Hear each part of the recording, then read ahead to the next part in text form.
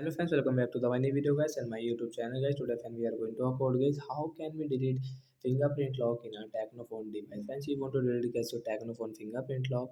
So how can you delete today friends? I will show you. I will tell you in this video guys. So before starting video friends, first of all guys subscribe the channel guys. Click the bell icon, like the video. So first of all guys, you will have to on guys your phone setting guys. So we will on guys our phone setting guys. After on phone setting guys, you can see this type of settings. So how can we delete guys fingerprint lock? Then click on guys your phone security setting guys. Tap on guys your Tecno phone security setting. Then click on this fingerprint lock setting guys. Tap here.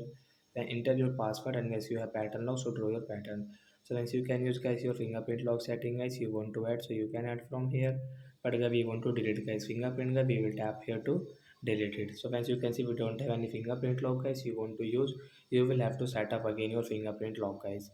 So like that guys, we can delete guys our fingerprint lock. So that's it guys. Thanks for watching the video. Bye bye friends. We will meet on next video. Bye guys.